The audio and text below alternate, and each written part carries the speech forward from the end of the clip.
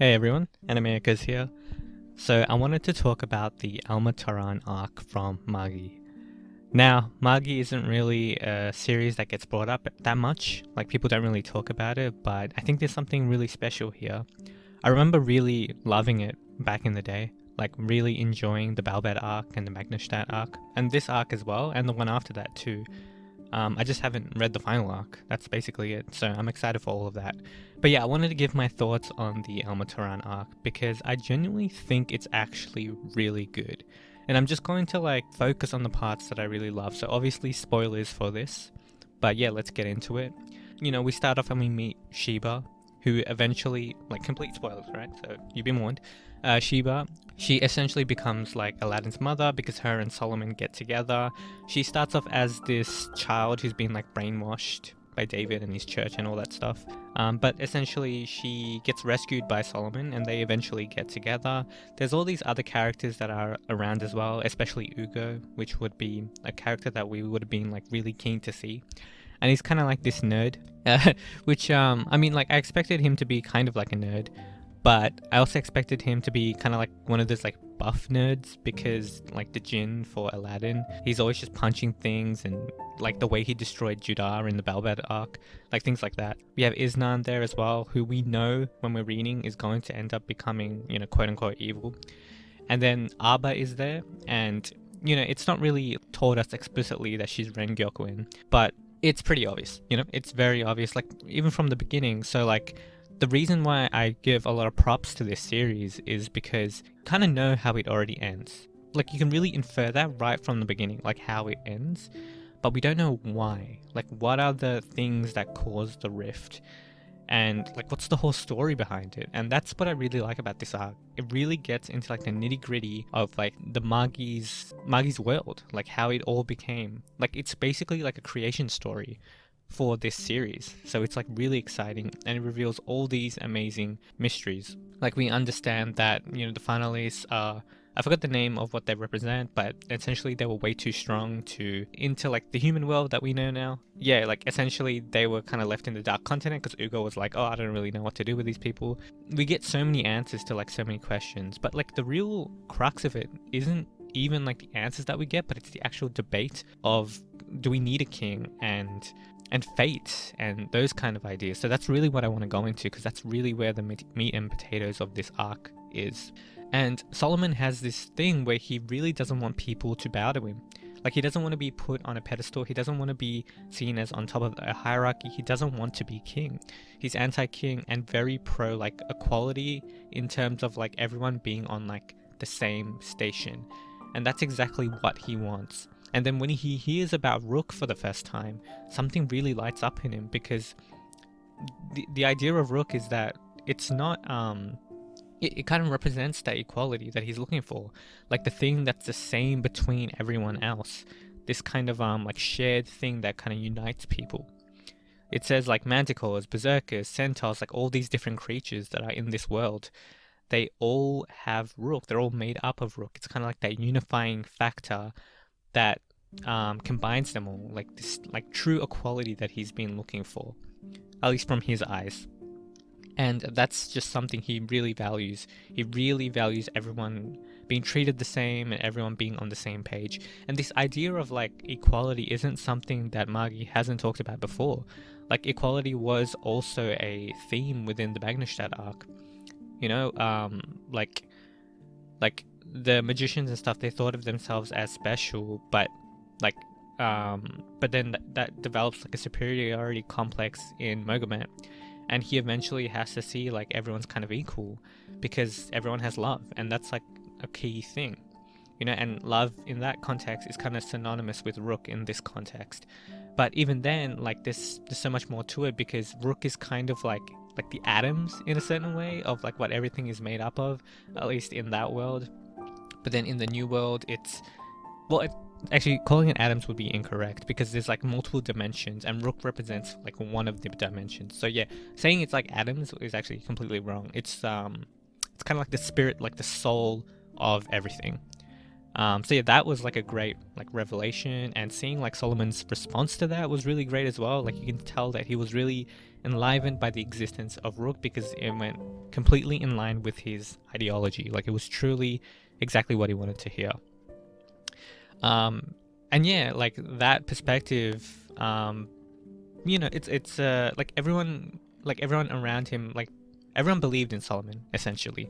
Like everyone really thought he was like a good person. But Solomon makes a decision that kind of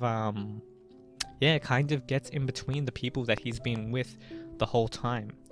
And I've seen people say like, man, I feel like this arc was rushed because like David didn't really, like, we kind of see him and then he kind of leaves, and like we didn't really see much about him. I feel like it was building up to this great, a battle between them.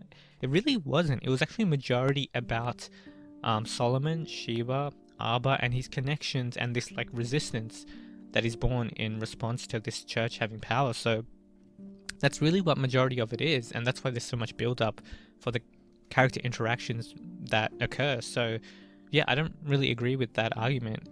Like for example, like Isnan, like we want to see like what actually puts him over the edge. Like that's really the thing that we're looking for as we're reading. We're like, what makes Arba go crazy? What makes Isnan go crazy? Or like the question is, are they actually crazy?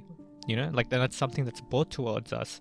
Like, are they crazy, or do they just have a different perspective and Solomon has his perspective? And I don't even have like a definitive answer for that, because that's kind of the point of this. It's like, was Solomon right or was Solomon wrong?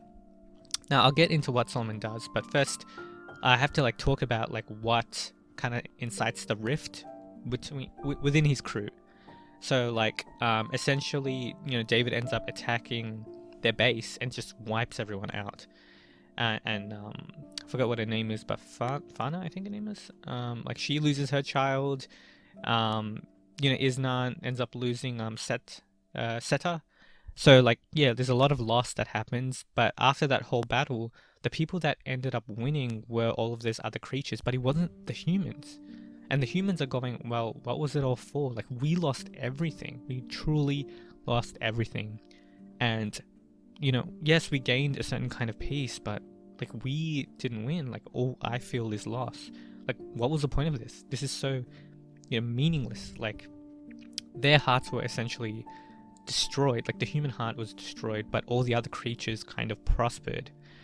And Solomon says there's actually something else we need to do, and eventually they go to like this other dimension where they get to meet that Ila or Ira, or whatever you want to call it, that like essentially God, and this is where we truly get to see like some of Ren Gyokuen's personality come out of Arba, where essentially it's confirmed that like her, she was against David because he was abusing God, and she sees that as her father, right, as the thing to protect, and that's why she was on Solomon's side.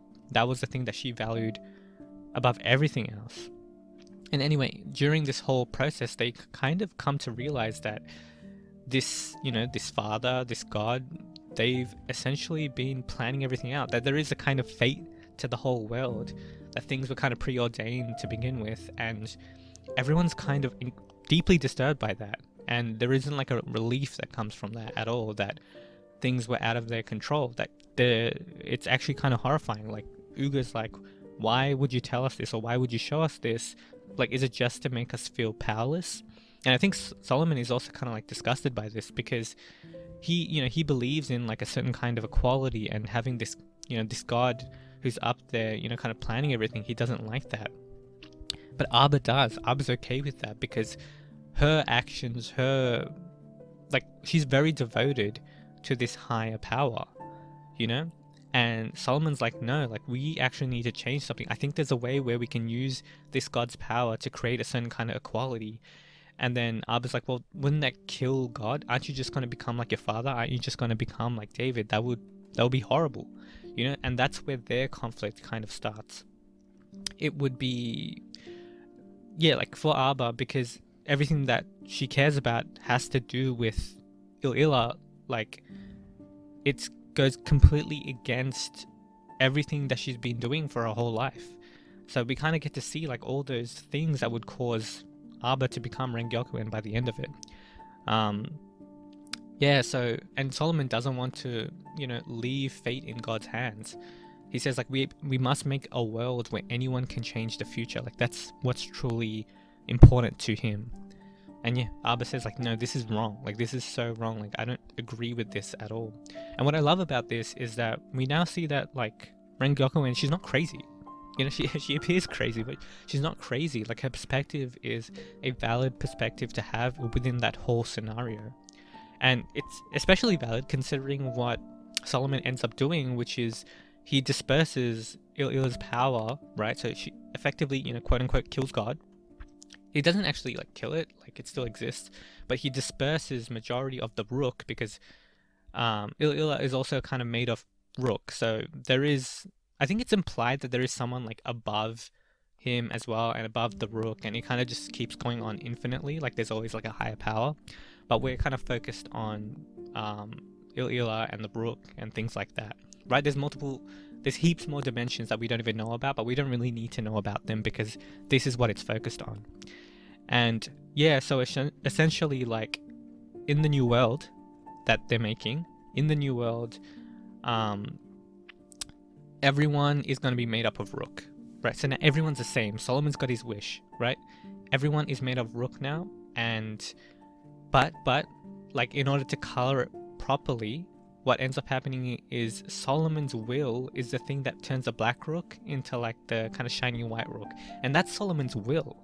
So like the will of Ila essentially, or the will of God, is the black Rook, but Solomon's will is the thing that makes it like that golden Rook. So essentially, like the golden Rook is representative of Solomon's heart in a certain way, and like that has like really big implications for the series. I don't really know what they say about it after this arc because I can't remember, but like just the idea of like for example, for Alibaba, like when he like cries and stuff, sometimes there's like golden Rook coming out of him. Is that just saying that it's in line with Solomon's will, or is that actually good for him? Now we know that Solomon does have a genuinely good heart, right? Like he's not actually like this controlling person, because that's what Sheba gets really frustrated with everyone with, because she's so connected to his heart because they're lovers. So she understands him. Like it's literally said in the story, like Sheba is the person that understands me. So when people are doubting Solomon's will, when people are doubting like the goodness of his heart, which is a fair response by the way, because no one really understands Solomon that well. I mean, the guy's pretty reserved as it is, and also like if you're a king, it's gonna make you look like some really far off person where you can't just believe in their good faith. But Sheba can believe in him because I mean they've been together for so long. Like she understands him.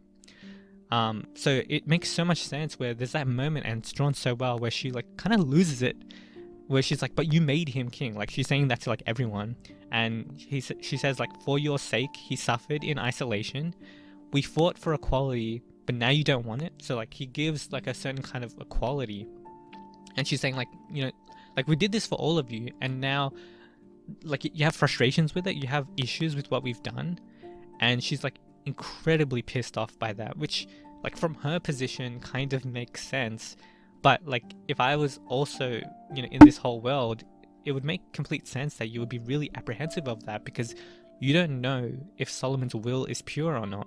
Also, Solomon's just a person, so like he's not, like it doesn't really make sense for you can't really like trust like a person to be all good, right? Like people have flaws, people have issues, all of that, and that's essentially what a lot of the apprehension kind of comes from. It's like, are we just following Solomon's will? And yeah, like that's even a question that I have as well. Like I don't fully have my head around it. It's like what does that mean? What does it mean when there's golden Rook like flowing about? Is it just in line with Solomon's will? Are we supposed to actually see it as a good thing? I think the point of this arc is that we need to actually question it.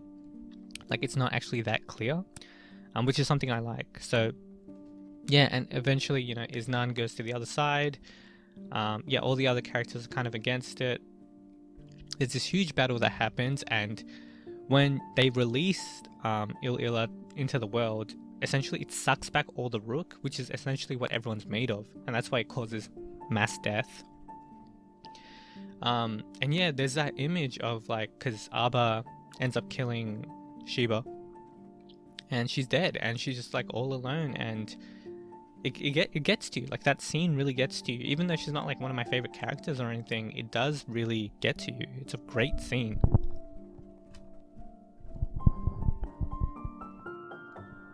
So yeah, like, this arc is like, it's tragic. It feels very tragic. It feels like, man, like, I don't even know my own opinion on whether what Solomon did was like right or wrong. Like, when I ask myself, like, okay, what would I do in this situation? I have no idea. Like, genuinely, I have no idea. And that's what makes this arc good. Like, that's what makes it good, because, you know, people aren't just crazy. They genuinely wanted the best. You know, even Arbor, like, she wanted to revere like the god of that world at that time. You know, and you might call that like some sort of fanatical belief, but it's not really, because she's kind of right in the sense that she's saying like, well, do we just trust in Solomon's will? It's like, is that fair? And yeah, by the end of it, we get to see, you know, Ugo essentially create this new world. He becomes like this architect. You know, he is the greatest magician of all time, as Solomon said. And yeah, and even Ugo has a really interesting perspective as well. He's like, you know, Solomon wanted a world where all would be equal without a king. But now I think that the new world will need a king, and that's how he puts in the Magi system and all of that stuff. So yeah, it's a really good arc. It really feels like a creation story, you know, like a religion. I loved it. I thought it was really, really good, especially like the last 15 or so chapters. I mean, it gets so intricate, and it gets really, I mean, like, sometimes I don't have words for it, because it's just so well done, like genuinely so well done, and he adds so much complexity now. Like, I'm so excited to read the next arc, because I feel like all of this complexity is going to go into like Ren Gyokuin's character and all this other stuff, so I'm really excited for that. So yeah, that's my opinion on this arc. I think it's really good. I think it's really unique as well, which is kind of why I like it. And yeah, I hope you guys enjoyed this. And I hope you guys check out this arc, because it's a good one. It's a good one to reread, honestly. It's really fun. Yeah, hope you guys check it out. All right, that's all from me. And yeah, have a good one. Bye.